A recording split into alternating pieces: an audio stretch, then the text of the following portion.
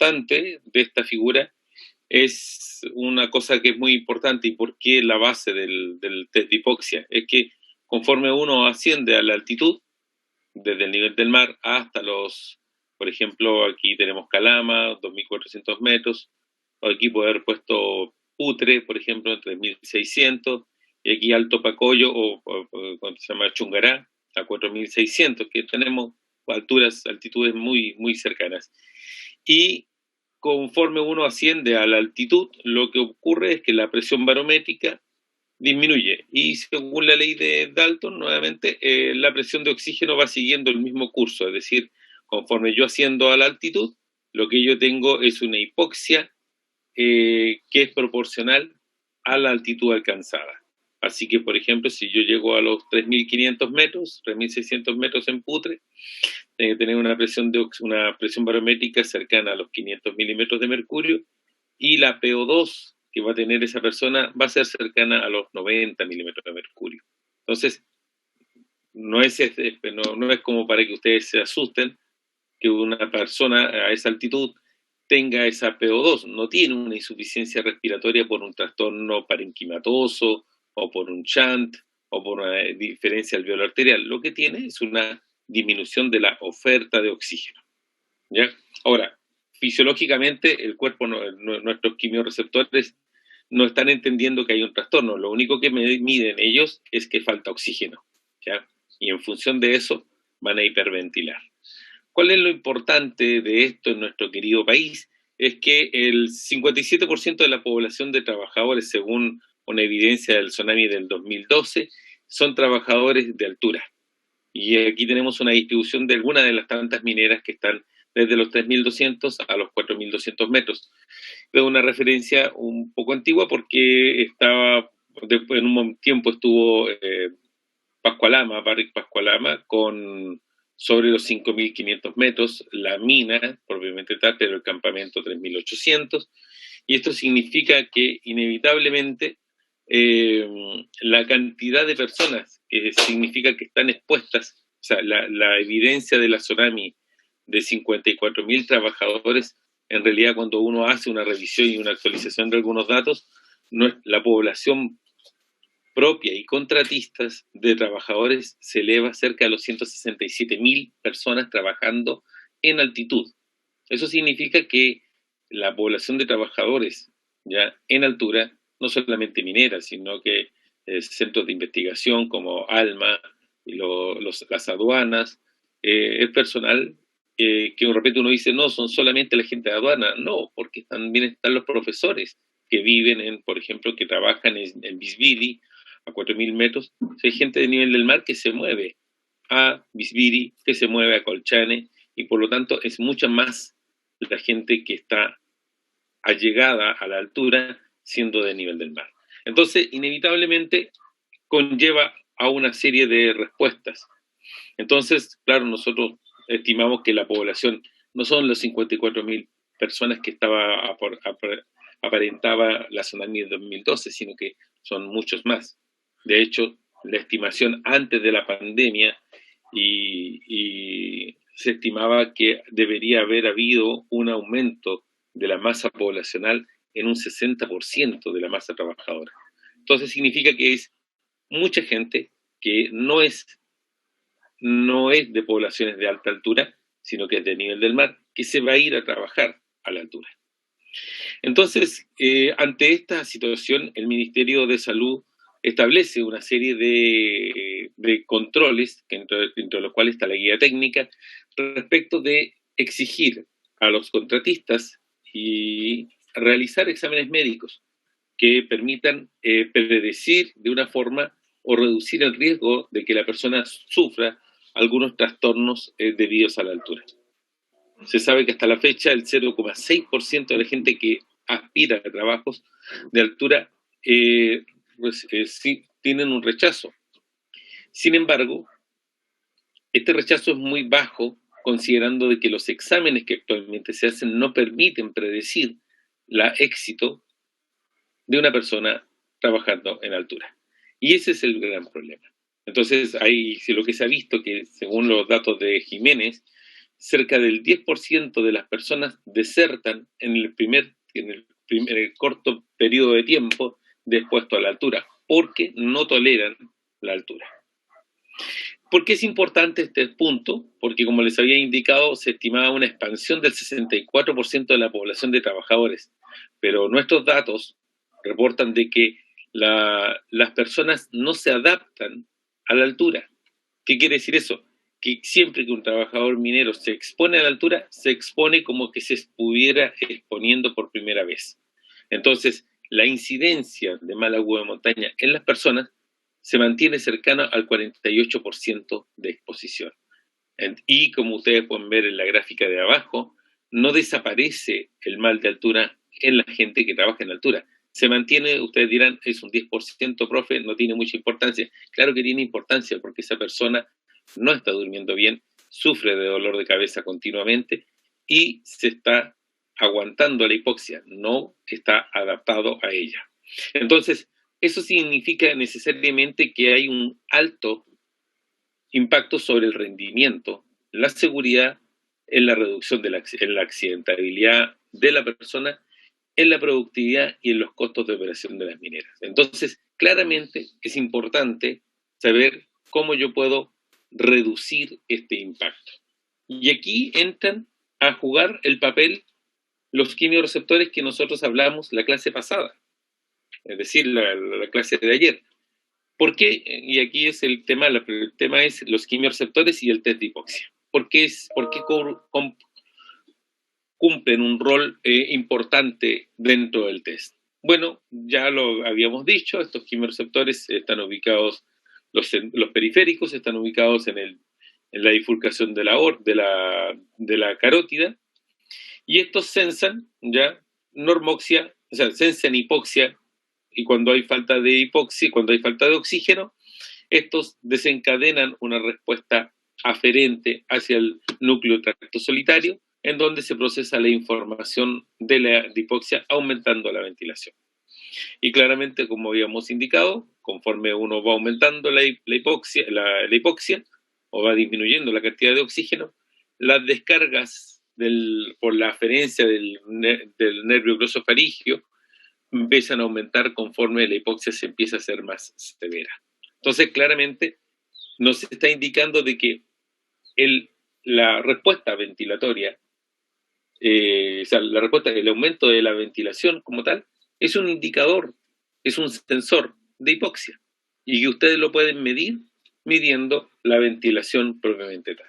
Entonces, y aquí están los resultados originales de 1974 de Campbell, en donde ellos hacían una prueba de hipoxia en dos poblaciones. En los puntitos negros corresponden a las personas que tienen experiencia de haber ido a la altitud y haberles ido bien, y por lo tanto son las personas que nosotros llamamos buenos respondedores.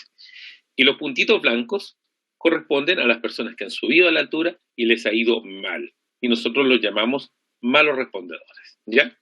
Y cuando les hace el test de hipoxia, que es el test de re-respiración, ¿y esto qué quiere decir?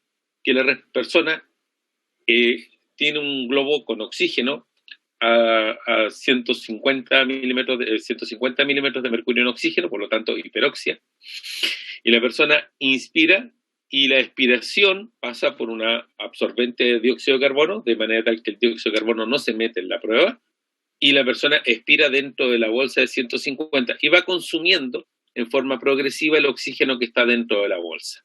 Y por lo tanto es una prueba de hipoxia por re-respiración. Entonces, claro, cuando uno mira esta curva, uno ve que es una curva de tipo asintótica, es una curva que se eleva rápidamente conforme me voy aproximando a los valores más bajos de hipoxia, lo cual es problemática de analizar, y Campbell, dentro de uno de los grandes avances que logró, es que la linearizó. Y la linearizó indicando que si yo hago la ventilación versus el porcentaje de saturación de oxígeno, esta curva se comporta como recta, y por lo tanto ya puedo analizar su pendiente.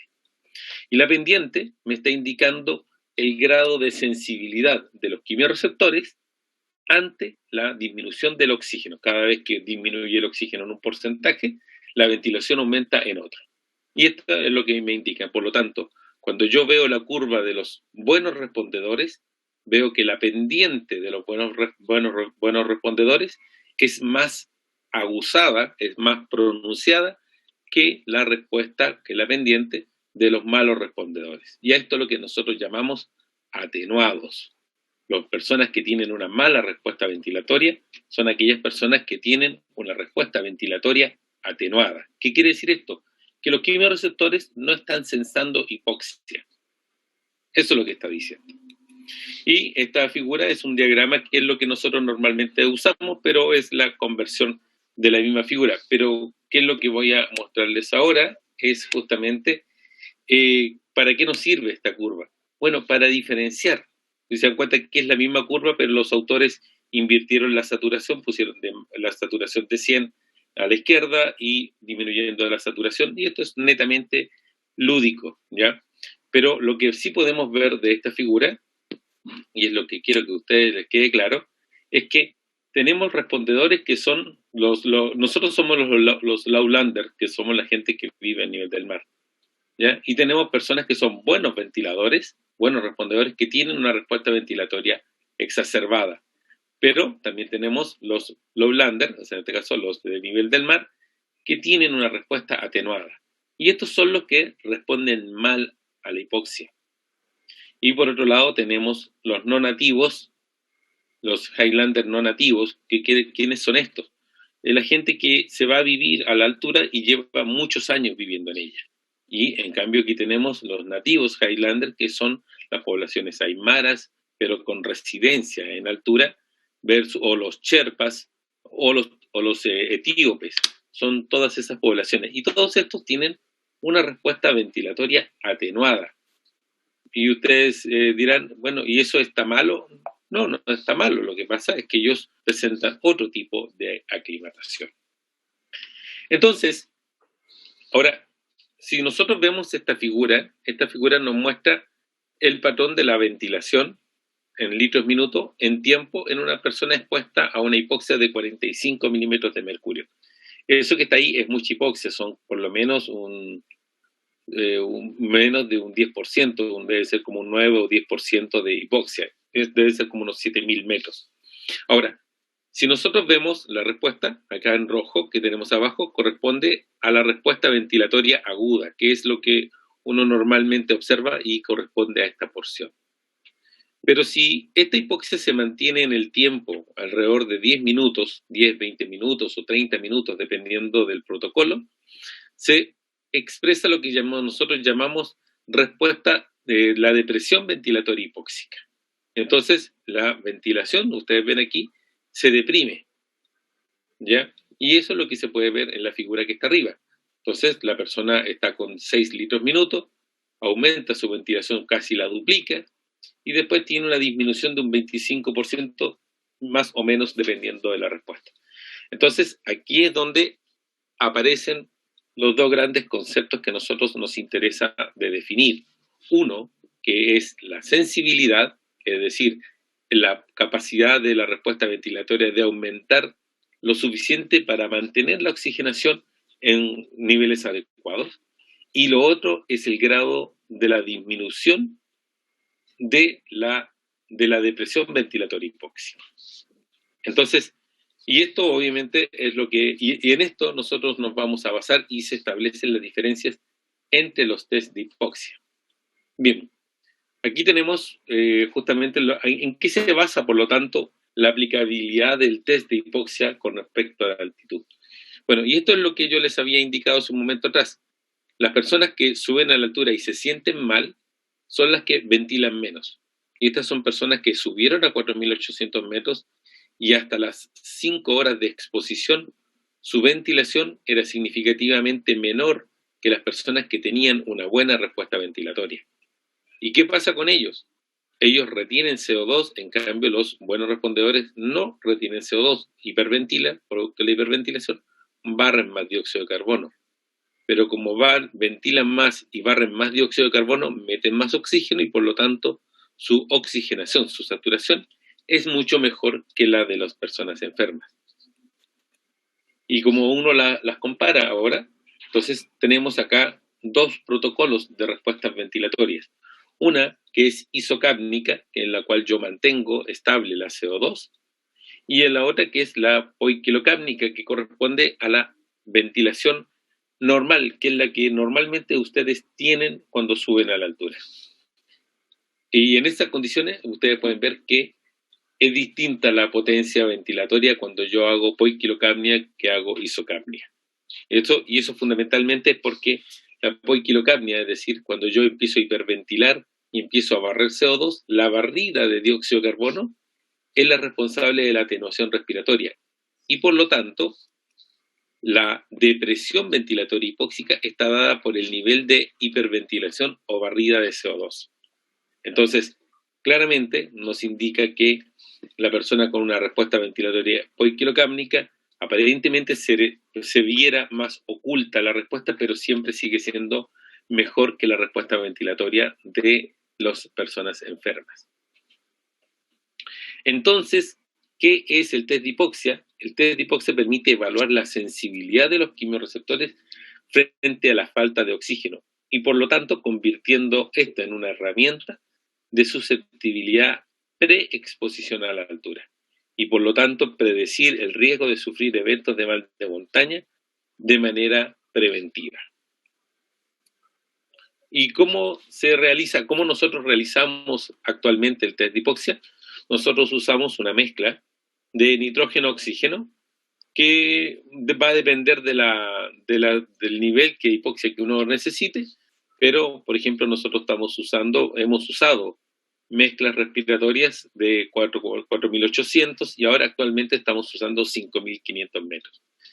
Estas pruebas ventilatorias o estas pruebas de hipoxia se pueden hacer en condiciones de ejercicio submáximo o en condiciones de reposo. Nosotros usamos la prueba en condiciones de reposo.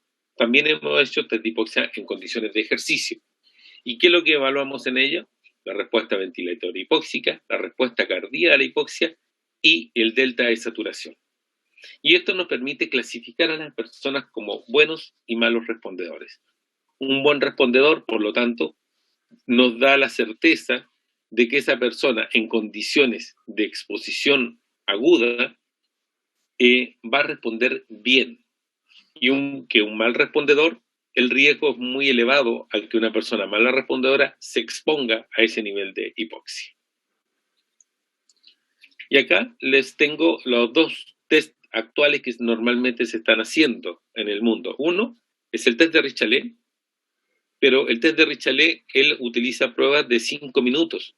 5 minutos de reposo normoxia, 5 minutos de reposo hipoxia, 5 minutos de ejercicio hipoxia, 5 minutos de ejercicio normoxia y después mantiene 5 minutos de ejercicio normoxia plus que son para estabilizar a la persona.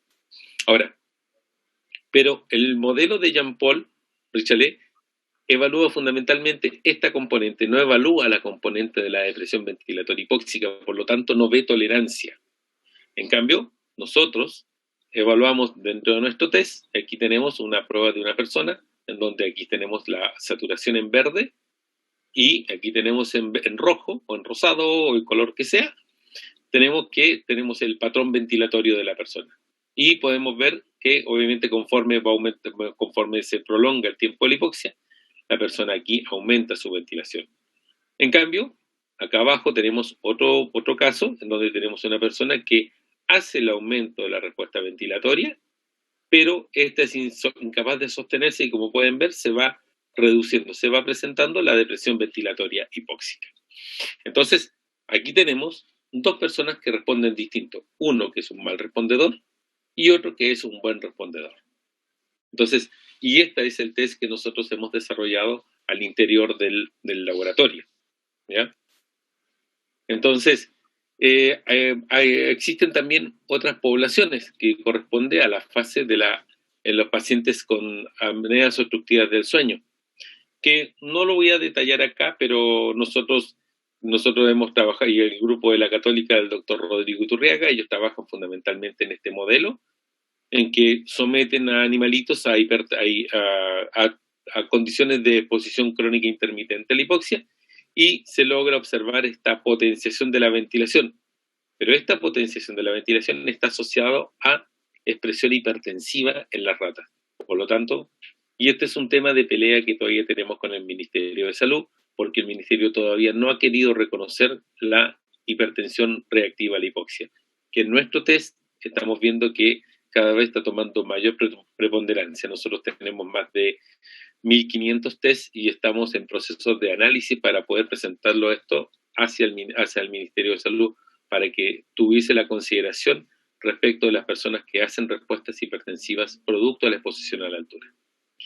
Y por último, tenemos justamente las poblaciones aymaras, cherpas, aymaras. En cherpas no se observa la depresión ventilatoria hipóxica, pero sí en los aymaras. Y estos tienen una característica que son hipoventiladores respecto de la hipoxia de altura. Entonces, eso es la estructura del diseño y por qué nosotros utilizamos la hipoxia como modelo para poder reconocer a la gente que es susceptible de hipoxia. Ahora les voy a mostrar más o menos cómo es que nosotros hacemos el test. Es una prueba simulada de uno de nuestros compañeros que trabaja con nosotros, y les voy a mostrar cómo es que se instalan todos los procesos para poder hacer un test.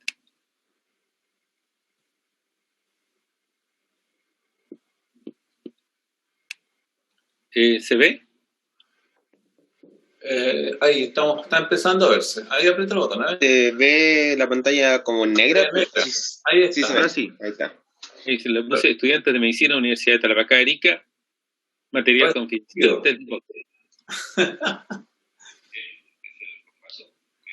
Uy.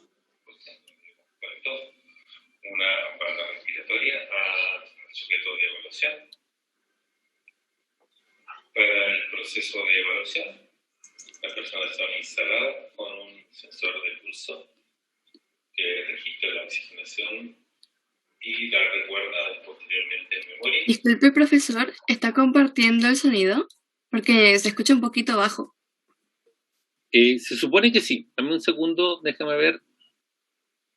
¿Dónde se supone que veo eso? Porque generalmente lo tengo así.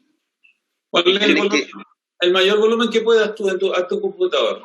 No, ya está en mayor volumen. Pero también, a ver, deje de compartir. Eso. ¿Ya? Ya, y cuando ponga compartir pantalla, aprieta la pantalla y abajo a la izquierda del cuadradito blanco que aparece va a aparecer compartir sonido. ¿Aparece? Pantalla. Compartir sonido en la computadora. Ya, ahí. Sí. Eso. Ahí y sí. después pone compartir. Ya, vamos de nuevo entonces. Partamos de nuevo. Entonces, vamos a saltarnos la publicidad de la... Bien, este es el formato de instalación de un test de hipoxia en donde hemos puesto una banda respiratoria al sujeto de evaluación. Para el proceso de evaluación, las personas son instaladas con un sensor de pulso que registra la oxigenación y la recuerda posteriormente en memoria para hacer el posanálisis. Este registro es continuo. Por último, haremos evaluaciones de la presión arterial con un monitor de presión arterial, como pueden ver acá. Entonces, y toda esta información posteriormente va a ser incorporada al computador a través de este conversor análogo digital que tenemos acá. Por último, la persona es instalada a una máscara de flujo unidireccional que va a estar conectada a esta bolsa que está aquí podemos ver. Esta bolsa está llena con esta mezcla que corresponde a una mezcla, como pueden ver acá, correspondiente a... Ustedes, me voy a meter un momento, ustedes vean aquí, tenemos que es 10,5%, es la concentración, y la precisión de la mezcla es de 10,49. O sea, es una prueba extremadamente precisa, y de hecho el valor que tiene este cilindro es más caro por la certificación del gas que nosotros estamos entregando. Y esto a nosotros nos da la certeza de que la hipoxia que estamos generando es de 5.500 metros, más o menos 10 metros. Así que para que más o menos tengan una idea de la precisión de lo que estamos nosotros dando en este test. 10,5% del oxígeno, que corresponde a 5.500 metros. Como pueden ver en esta figura, ahí tenemos el registro de una persona que se le hizo el test de hipoxia. Ahí se le pone la máscara y estamos haciendo registro continuo del patrón ventilatorio.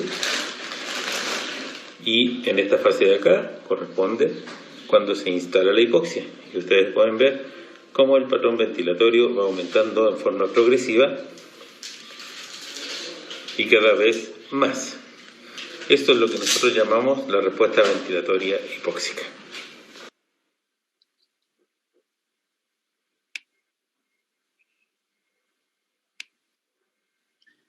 Bien, entonces, si se dan cuenta, la prueba ventilatoria como tal, cuando yo les comenté de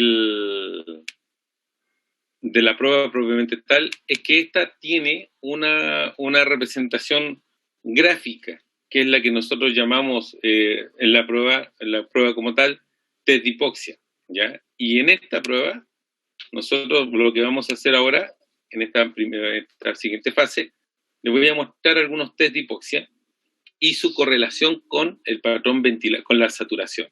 Aquí tenemos, justamente como les decía hace un rato atrás, aquí se me quedó corrido la línea verdecita que está aquí. Que corre. Profesor, por si acaso no está compartiendo, creo. ¿No? ¿Otra vez? Ay, perdón. Dejaste de compartir. Perdón. Compartir pantalla. Ahora sí. Ahora sí. Ahora sí. Ahora Ya. sí. Se ve bien. Mis disculpas, muchachos, mis disculpas. Bueno, como les indicaba, acá aquí estoy correlacionando, mostrar la relación que tiene entre la respuesta, el patrón ventilatorio que la persona tiene, y aquí tengo el volumen corriente en litros, tenemos la frecuencia respiratoria, que son las respiraciones por minuto, y tenemos acá la ventilación. Entonces quiero que presten atención porque esto integra prácticamente todo lo que hemos discutido y lo que ustedes hablaron en mecánica respiratoria con el profe Daniel. Y lo que hablamos, y lo que yo les comenté respecto de lo que es respuesta ventilatoria. Aquí tenemos, ponte tú, el patrón ventilatorio. Esto es el periodo, todo esto que está aquí, este periodo que está acá corresponde a normoxia, que es el periodo que corresponde desde aquí para acá. Todo esto que está acá es normoxia. Entonces, si ustedes se dan cuenta, la chica entra a normoxia, entra a hipoxia, ¿ya? Pero si ustedes se dan cuenta, no provoca una respuesta inmediata a la hipoxia, se demora, y fíjense lo que ocurre con ella, porque claro, lo estamos haciendo respirar una mezcla de 5.500 metros, y miren lo que pasó con su oxigenación, se fue al suelo, se cayó prácticamente de casi 100% de saturación, se cayó casi a 85% de saturación. Pero ustedes se dan cuenta, fíjense que antes del minuto, el patrón ventilatorio de ella empezó a aumentar en proporción con la respuesta ventilatoria que tenía en reposo, en forma significativa. Vean ustedes acá. Ahora, ¿a qué se debe este aumento de la ventilación? La pregunta ¿es debido a la frecuencia respiratoria o es debido a aumento en el volumen? Y si ustedes se dan cuenta, el volumen aquí prácticamente se mantiene constante y entra la hipoxia, y aquí más o menos recién aquí, el volumen corriente aumenta.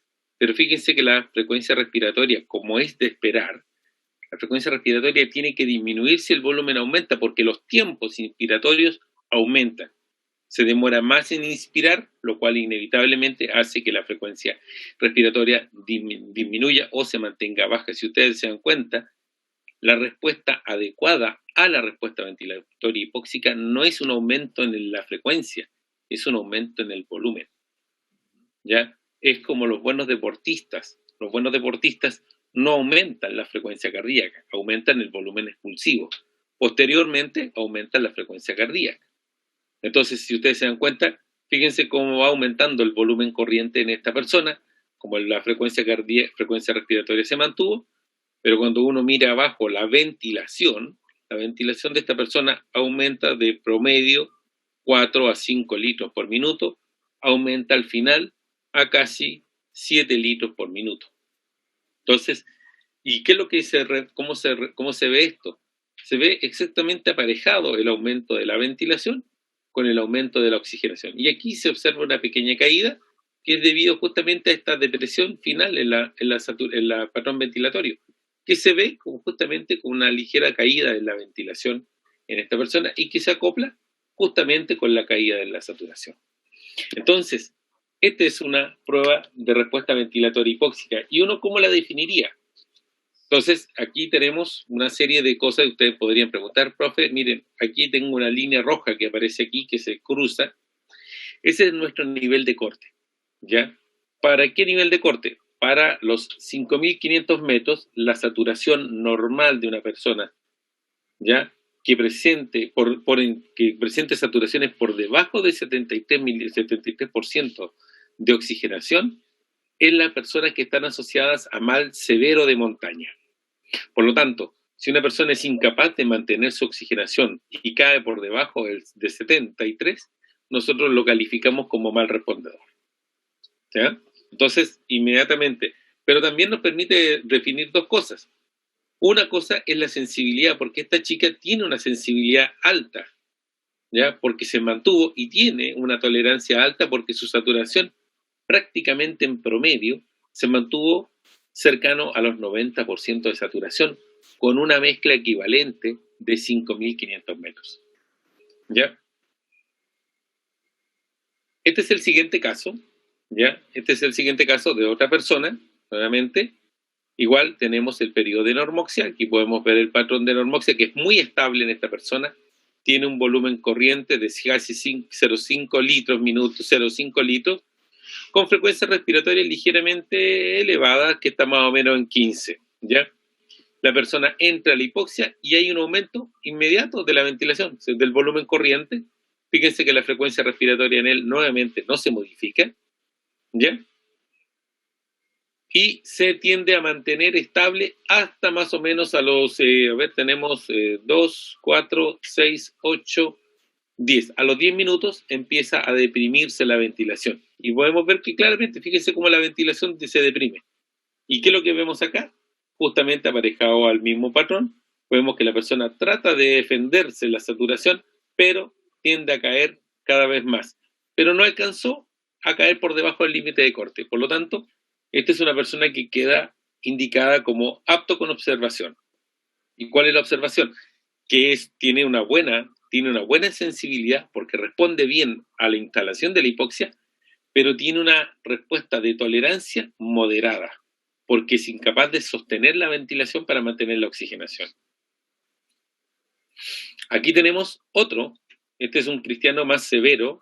¿Por qué razón? Pues nuevamente tenemos un patrón ventilatorio, esta persona maneja volúmenes corrientes bastante más bajos que lo que manejaba los otros anteriores, en promedio está cerca de los 400 ml, con frecuencias respiratorias también cercanas a los 10 ml respiraciones por minuto.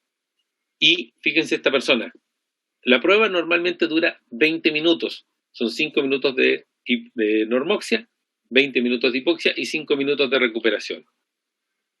Bueno, esta persona aguanta la hipoxia 2, 4, 6, 8 y a los 10, final de la prueba. Tuvimos que suspender la prueba porque, fíjense la depresión ventilatoria hipóxica que tiene, el patrón ventilatorio como se va atenuando, fíjense la ventilación como va cayendo al suelo y el volumen corriente, y la saturación cayó por debajo del límite de corte. Esa persona es intolerante a la hipoxia. ¿Se dan cuenta? Entonces, antes de pasar a la tarea, vamos a suspender esa parte ahí. Entonces, esta es la estructura de la prueba que nosotros hacemos, es decir, nos permite reconocer de manera no invasiva, ¿ya?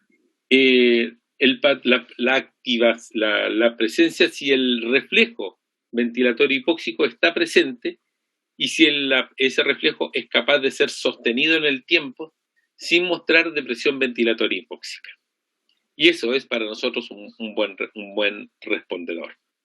Entonces, ahora les voy a mostrar justamente lo que yo quiero pedirles a ustedes que trabajen con sus compañeros. Igual Daniel los mandará a los grupos como lo hicimos la otra vez. Y esto es una tarea muy corta, chicos, es una cosa que es un ejercicio. Se les ha entregado 6 registros de test de tolerancia a la hipoxia, que simulan 5.500 metros. Analícenlo con sus compañeros y respondan las actividades propuestas. 1. Dibuje el patrón ventilatorio de acuerdo a las curvas de oxigenación entregadas en las curvas de cada test. ¿Qué quiero que les estoy pidiendo? Que hagan esto. Simulen cómo debería ser el patrón de esta persona. O sea, no es necesario que me pongan los litros, sino pueden poner incluso una línea continua, tal vez esta que está acá, ¿ya? Mostrarme cómo sería el patrón de ventilación en función de lo que estamos viendo en saturación, porque estamos viendo que claramente la saturación se apareja muy bien con el patrón ventilatorio, ¿ya? La segunda, identifique si las personas terminaron el test. Proponga qué personas no aprobaron el test e indique cuál de los registros entregados no fue realizado al nivel del mar. Entonces, y aquí están los 6 casos que les dejé seleccionados, donde tenemos 3 casos. Aquí tenemos 3 casos de una persona, tenemos otra persona y tenemos otra persona con patrones ventilatorios, con patrones de saturación distintos en cada uno de ellos. Y aquí en este recuadro ustedes escribirán con calma, identificando las 4 solicitudes que se les está pidiendo para cada una de ellas. Y aquí tenemos otros 3 más que les tengo para ustedes, para que vean. Esto para que vean, estos son los registros más sencillos, ¿ya? Hay unos que son unos registros mutantes. Pero bueno, para asuntos prácticos, el ejercicio es ese. Así que yo dejo de compartir y Daniel, tú entonces, coloquen su número de grupo delante de su nombre y yo voy a armar los grupos, ¿ya? Yo creo que les daremos unos 20 minutos, yo creo que... Ya. La duda que tengo, Fernando, es ¿cómo mandaste los registros? ¿Cuándo los mandaste? No, ahora nomás. ¿Los vas a mandar ahora? Ah, verdad, verdad. Se me olvidó ese detalle. Bueno, ellos no lo tienen. No, es que lo terminé hoy día en la mañana.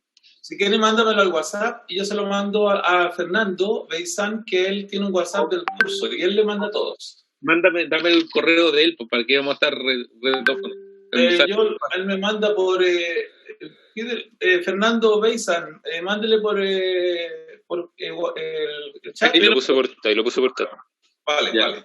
Lo voy a copiar al tiro, Fernando, y te los mando.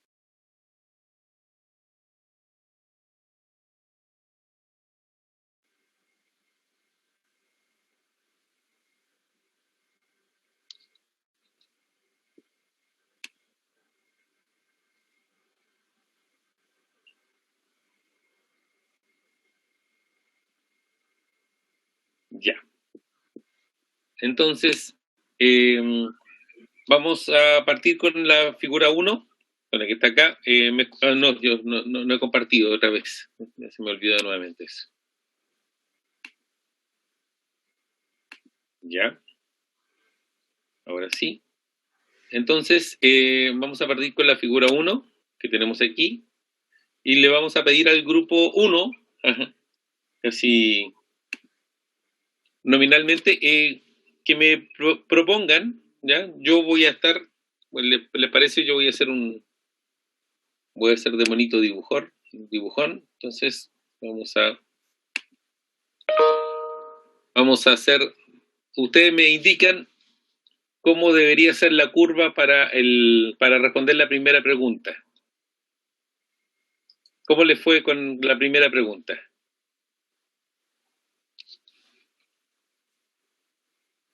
¿Aló? El grupo 2, porque el grupo 1, el grupo 2. El grupo 2, entonces, ya. Entonces el grupo 2. ¿Cómo les fue con la forma de la curva que ustedes proponen para esta curva de saturación? Yo estoy con el lapicito acá para rayar. voy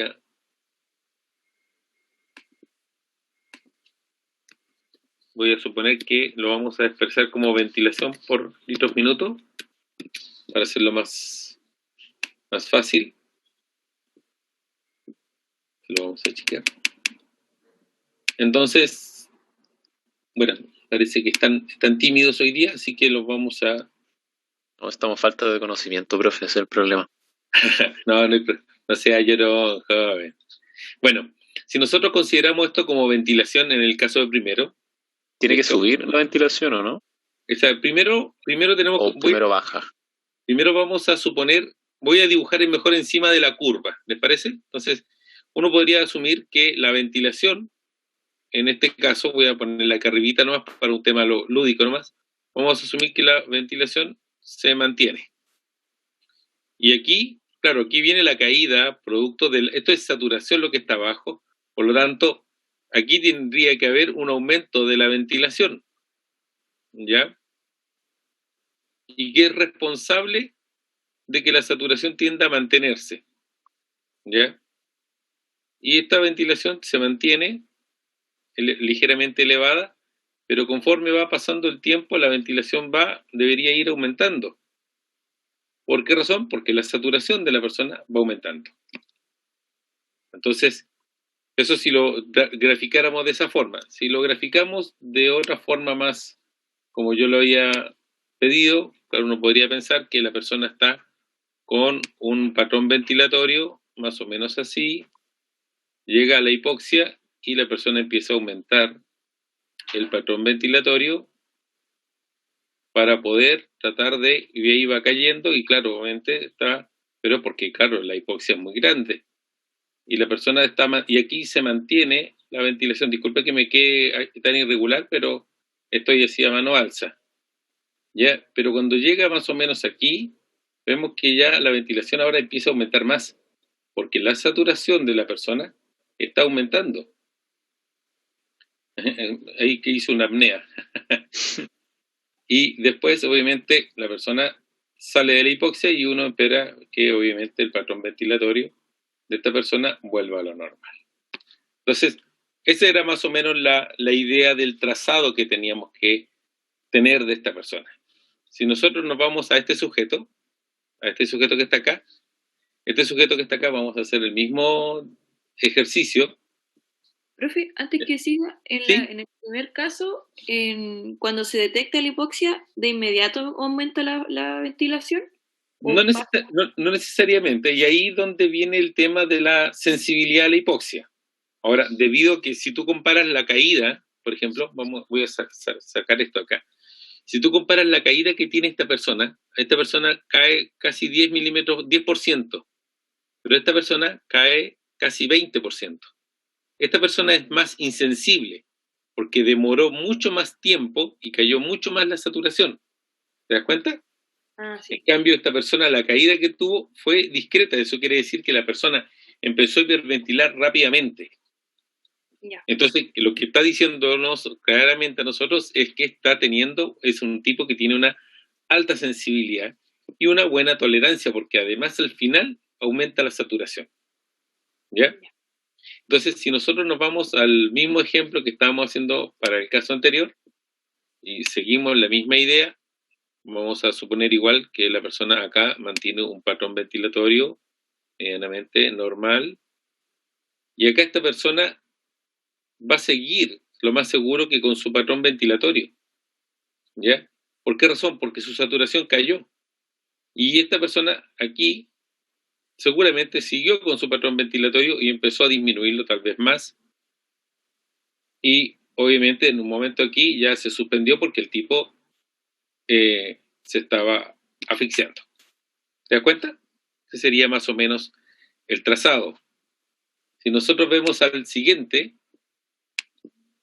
este tipo tiene una caída que con suerte es un 8%, por lo tanto uno podría pensar que este tipo es un tipo que tiene una alta respuesta ventilatoria, y cuando entra en la hipoxia el tipo desde ya tiene un aumento significativo de la ventilación y la mantiene elevada durante un buen tiempo durante la prueba, ya hasta que empieza a hacer la depresión ventilatoria hipóxica.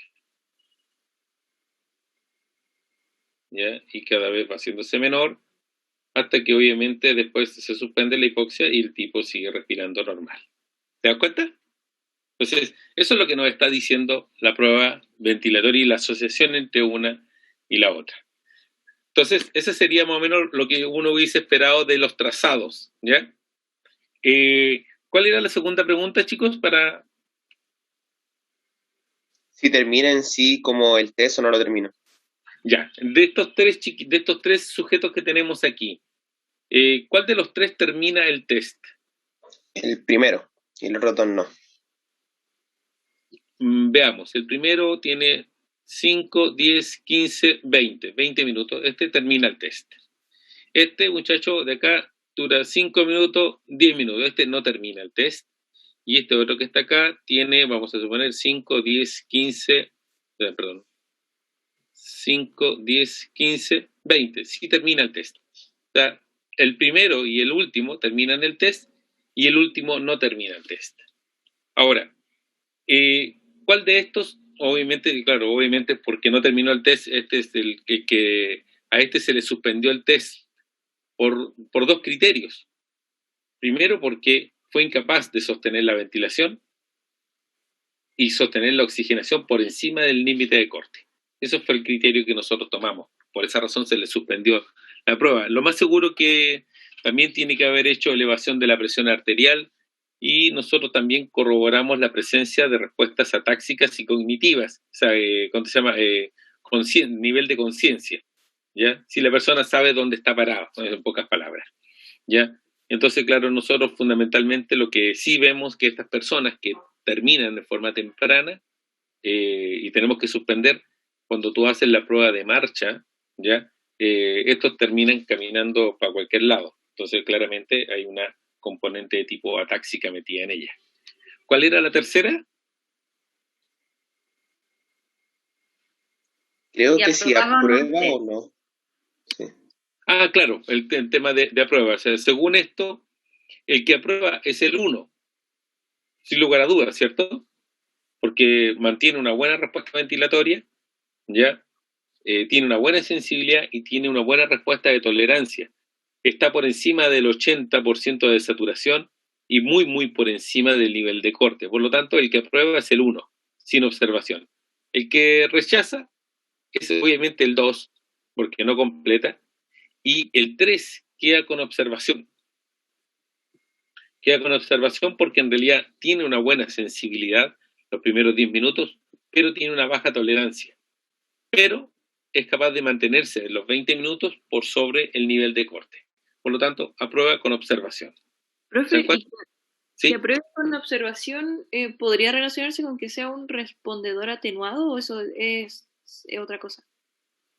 Bueno, es que ahí pasamos, claro, como esta es una prueba de 20 minutos, ya uno asumiría de que debido, y ahí es donde uno correlaciona los parámetros, los siguientes parámetros para poder determinar el tema de si la persona continúa o no continúa, que es la prueba táxica y la respuesta presora, ¿ya? Es decir, si la persona, a pesar de que tendió a disminuir y tú ves que la persona está completamente consciente de lo que está haciendo, camina bien durante la prueba, entonces en resumidas cuentas, no, el tipo puede haber sido que se sentó, tuvo un tema de mal sentado durante la prueba, entonces que el tipo, ustedes verán, esto pasa mucho en los camioneros se sientan muy mal y tienen un patrón ventilatorio malo por mecánica respiratoria, porque la ponchera prácticamente le está dificultando el trabajo respiratorio. Entonces hay que sentarlos de manera distinta a los camioneros por un tema postural, ¿ya? No hay problema cuando el tipo maneja en un camión a nivel del mar, pero cuando estás a 5.000 metros, la forma de estar sentado dificulta la excursión torácica. Entonces ahí cuando uno tiene que tener también los criterios de análisis respecto del tipo de trabajo que la persona realiza, ¿ya? Ahora, de estos 3 personas, ¿quién no fue hecho al nivel del mar? El segundo. El segundo, ¿y por qué?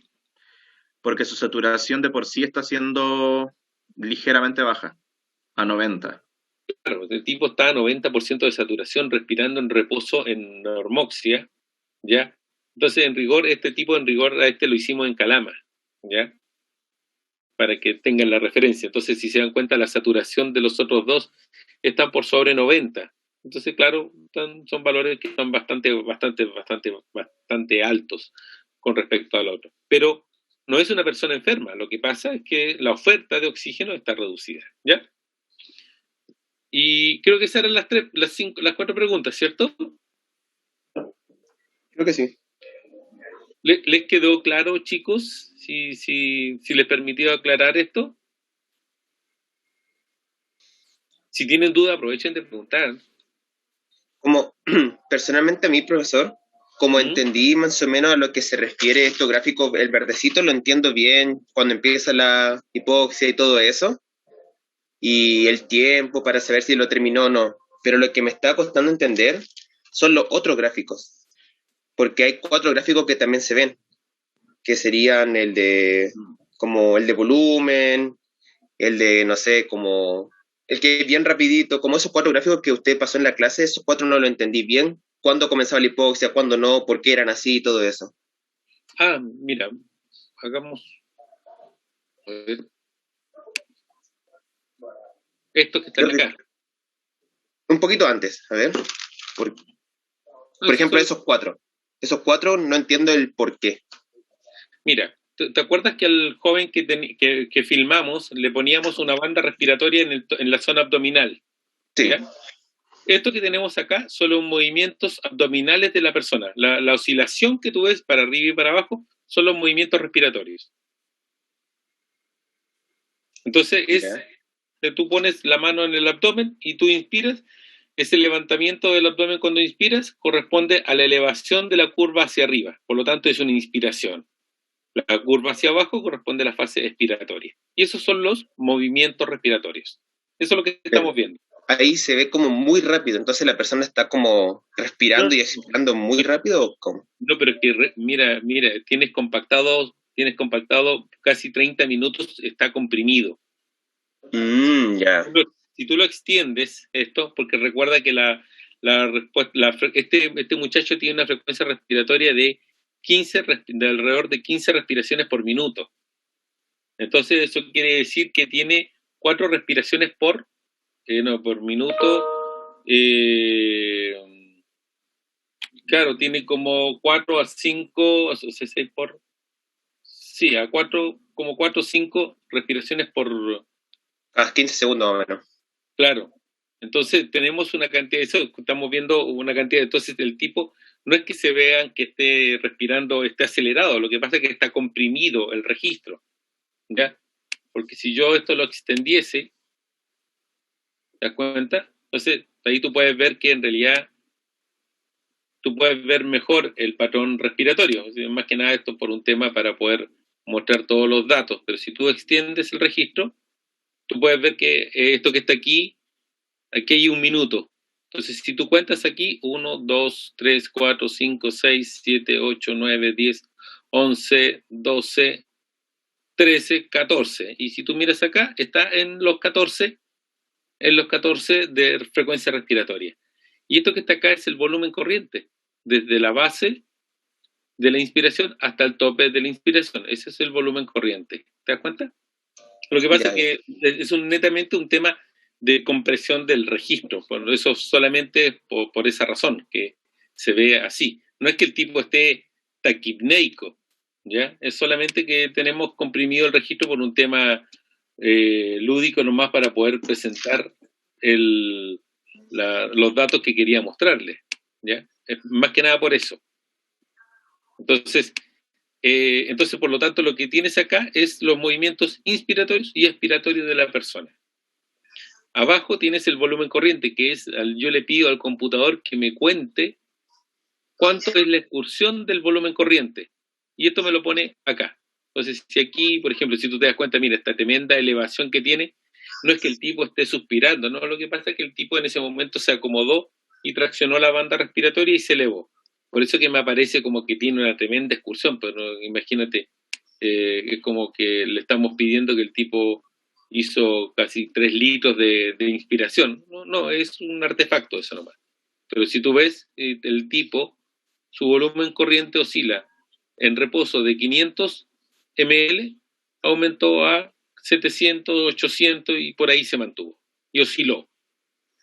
Y oscila durante todo el patrón, porque como dijimos, el patrón respiratorio no depende de un centro neumotáxico, depende de una serie de inputs que determina que la frecuencia aumente o la intensidad, en este caso la intensidad del tiempo inspiratorio aumente. ¿Te das cuenta? Ya entiendo. Entonces, esos movimientos que son como muy para arriba o muy para abajo son más bien acomodaciones del paciente. O sea, las más grandes son artefactos de la prueba, ¿ya? Ya. Pero el patrón que es más compacto corresponde al patrón respiratorio normal de la persona. Ahora, Excelente. y el equipo lo que yo le pido es que me cuente la longitud, el tiempo, el volumen, me lo cuente y me lo indique en esta porción. Y esto corresponde al volumen corriente, ¿ya? Volumen corriente en litros, ¿ya? Y abajo le pido que me cuente cuántas son las espigas de la respiración que la persona tiene y por lo tanto corresponde a frecuencia respiratoria o respiraciones por minuto. Y por lo tanto, si yo pongo el cursor acá y lo miro, esta persona aquí tiene 15 respiraciones por minuto y acá tiene 5 respiraciones por minuto en esta parte donde se cayó. ¿Te das cuenta? Ya. Ahora voy entendiendo un poquito mejor, sí. Y el de abajo corresponde a la ventilación, que es el producto entre el volumen corriente y la frecuencia respiratoria. Entonces, como acá vemos que el volumen corriente aumentó y la frecuencia respiratoria tendió a aumentar, la ventilación aumentó, porque es el producto. Y se mantuvo elevado. Si tú ves aquí, la respiración está casi en 8 litros minuto y aquí se eleva por sobre 12 litros minuto. Y se mantiene ligeramente, y ahí está oscilando hacia una pequeña depresión, después hacia un aumento de la ventilación, y después finalmente termina fracasando, porque obviamente es incapaz de mantener y viene la depresión ventilatoria hipóxica, que aquí se nota muy claramente.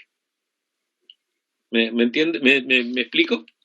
Ya, sí, ahora le entiendo un poquito mejor a qué se refería cada gráfico. Y estuve viendo entonces una cosa que me di cuenta analizando los 3 gráficos que están ahí. Cuando una persona empieza el test que está sobre el nivel del mar, ¿va a afectar en la amplitud del primer gráfico o no afecta en la amplitud? Si está en el nivel del mar o sobre el nivel del mar. No, o sea, cuando estás a nivel del mar, en realidad tú tienes volumen corriente en reposo, que es cuando tú estás normalmente respirando, ¿ya? Lo que pasa es que si yo te pongo a ti a ventilar a través de un tubo, derechamente a través de un tubo, claro, lo que yo tengo ahí es un artefacto porque te aumenté el espacio muerto. Entonces, el tiempo inspiratorio se aumenta, pero por el artefacto del aumento del volumen del espacio muerto. Pero eso es un artefacto que en esta prueba tú no la tienes porque la persona está respirando directamente, no está respirando con un tubo, sino que está respirando con una máscara. Ya, ahora comprendo un poquito mejor. Entonces sí, ahora pude como analizar de cómo usted, o cómo vimos en sí estos gráficos. Ahora sí me queda más claro. Gracias, profesor. Nada por nada. Entonces teníamos acá, entonces claro, podemos reconocer entonces, y entonces por lo tanto, si la persona está aquí respirando, vamos a tomar esta figurita, la vamos a subir un poco, no, ahí me equivoqué. Ahí sí. Si nosotros tomamos esta figurita y la movemos, claro, la persona está respirando el normoxia aquí, y por lo tanto la excursión que uno ve en él es discreta, entra a la hipoxia y aumenta la ventilación. ¿Por qué razón? Porque la caída que él tiene es muy notoria, es una caída cercana al 10%, pero obviamente la persona es capaz de mantener su oxigenación por sobre 80, quiere decir que está manteniendo un patrón ventilatorio aumentado, ¿ya? Y eso es lo que uno dice, y por lo tanto a esta persona uno la califica como un buen respondedor, ¿ya? Si nosotros ¿hay más dudas de esto? Pasamos a la siguiente, ¿les parece? Mi parte es todo. Sí, profe. Sí, entonces si pasamos acá a la siguiente y hacemos el mismo ejercicio, si ustedes se dan cuenta, aquí tenemos 3 sujetos, ¿ya? Y si hacemos el mismo ejercicio de hacer el patrón ventilatorio de esta persona, no lo voy a hacer entero, vamos a hacer solamente la parte de acá. Entonces, claramente, esta persona está teniendo un patrón ventilatorio medianamente estable, ¿ya? Y claro, aquí la persona se cae, el problema es que se cae mucho la ventilación. Entonces, esto quiere decir que inevitablemente la persona partió muy lento el aumento de la ventilación, pero es lo suficientemente grande como para evitar que caiga sobre el nivel de corte. Y logra pelear durante todo este periodo con la saturación aumentando la ventilación. Pero aquí ya no es capaz.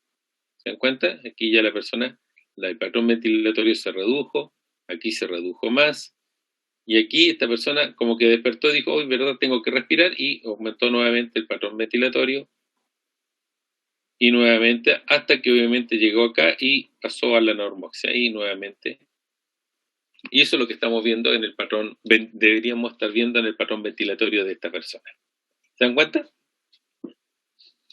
Y lo mismo para el siguiente caso, nosotros podemos hacer el mismo ejercicio, y lo mismo, esta persona con la frecuencia de saturación que tiene es muy estable, muy buena, y llega acá. Y claro, aquí este tipo se cae, entonces uno podría pensar que esta persona tiene una respuesta ventilatoria más discreta. ¿Por qué razón? Porque no protegió la saturación, se cayó. Y aquí cuando bajó mucho la saturación, aquí dijo, hoy tengo que ventilar un poco más. Pero ¿cuánto le duró eso? Le duró muy poco, y después nuevamente empezó a hacer la depresión ventilatoria. Disculpe que me quede tan malo, pero lo estoy haciendo malo antes, ¿ya? Y de aquí ya lo sacamos de hipoxia y el tipo siguió respirando normal. ¿Se dan cuenta? Y esta persona, claro, si nosotros contamos nuevamente el tiempo, tenemos 5, 10, 15 y tenemos los 20 minutos. Por lo tanto, ¿completa el test el de arriba? Sí. Y el de abajo, 5, 10, 15 y pedacito de acá, 20, completa el test. Y aquí tenemos a este otro muchacho, que tomamos el registro, nuevamente, estamos aquí, y esta persona tiende a pelear un poco, manteniendo la ventilación, pero al poco andar, ya la saturación cae por debajo del límite de corte, y aquí se le saca de la hipoxia, y ustedes fíjense cómo el aumento de la saturación de esta persona fue muy lento. Entonces esta persona obviamente no completó el test. Entonces obviamente aquí tenemos dos sujetos que terminan el test, uno y los dos pasaron el test, pero ahí raspando, ¿ya? Porque quedaron en niveles casi de corte, que casi quedaron ahí con olor a ser rechazados del test, ¿ya? Y lo que seguramente terminó aprobando el test de ellos fue fundamentalmente, pero lo más seguro es que quedaron con observación. Y como la guía técnica les obliga a ellos por sobre los 4.000 metros a usar oxígeno, está la contraindicación, está la indicación del uso de oxígeno de ellos de permanencia. Entonces, si volvemos a las preguntas, ¿qué personas terminaron el test? Las personas que no aprobaron el test, y cuál de los registros entregados no fue realizado al nivel del mar. ¿Cuál de estos registros ustedes, ¿cuál de estos registros ustedes creen que no fue realizado a nivel del mar?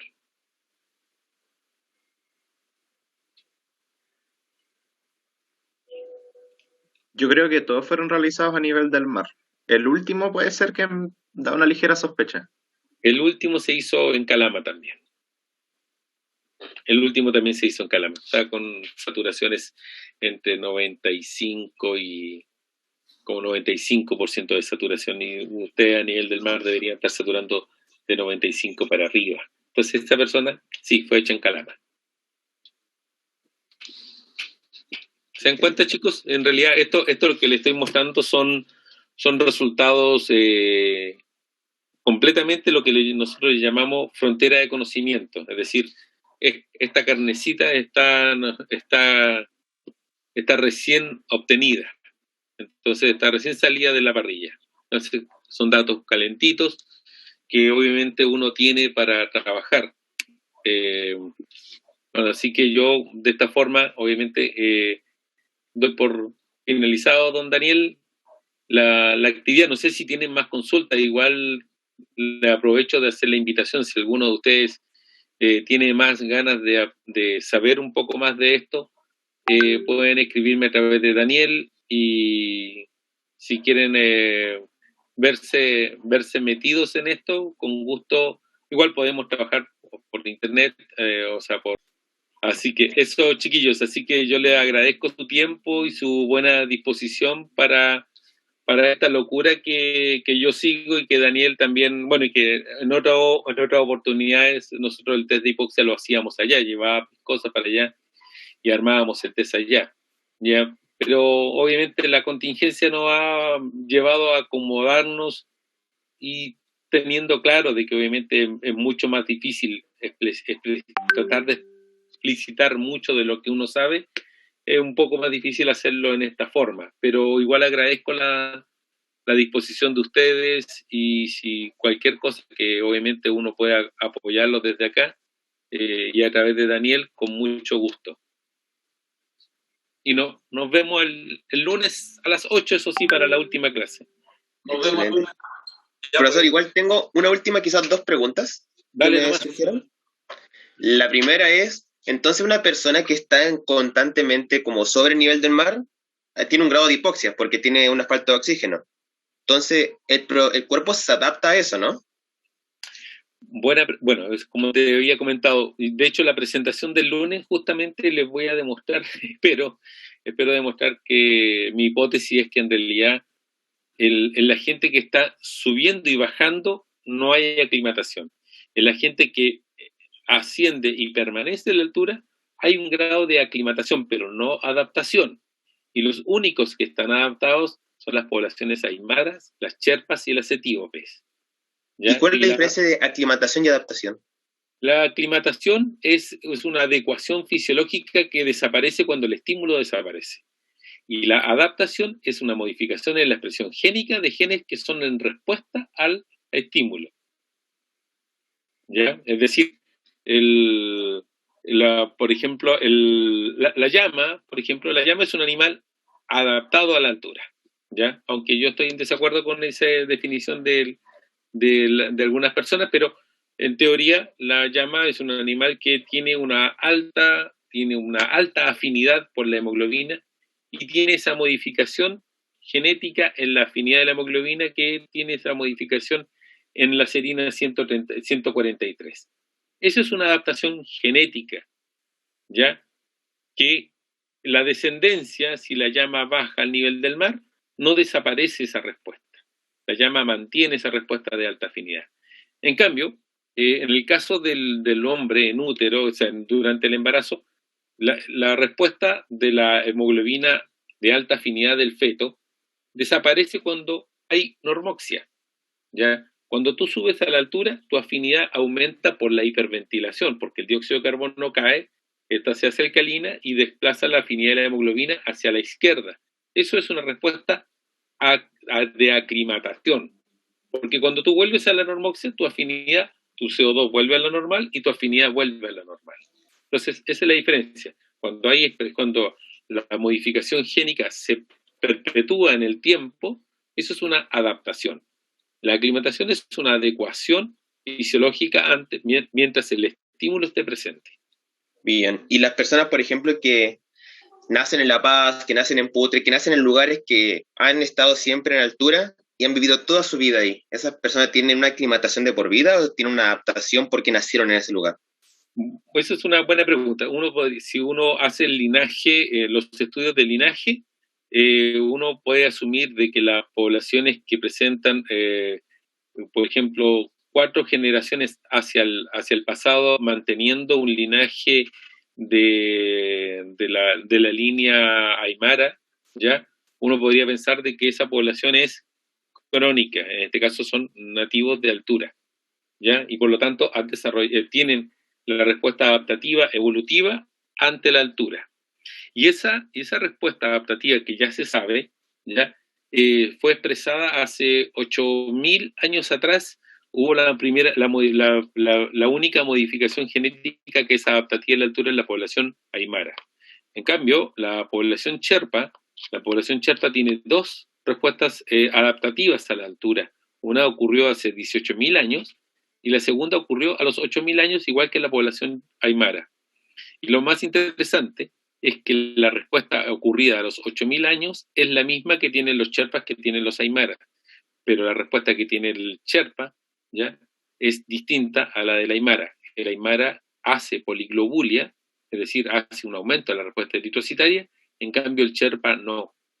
Y eso lo hace porque tiene una deleción en el sitio de unión que le permite, que evita la sobreproducción de glóbulos rojos. Y por lo tanto, el Sherpa no tiene mal de montaña crónico y el aymara sí tiene mal de montaña crónico. Y eso está muy bien tipificado. Son las grandes adaptaciones que uno puede reconocer en el curso de la evolución de la raza humana en ambientes como la altura.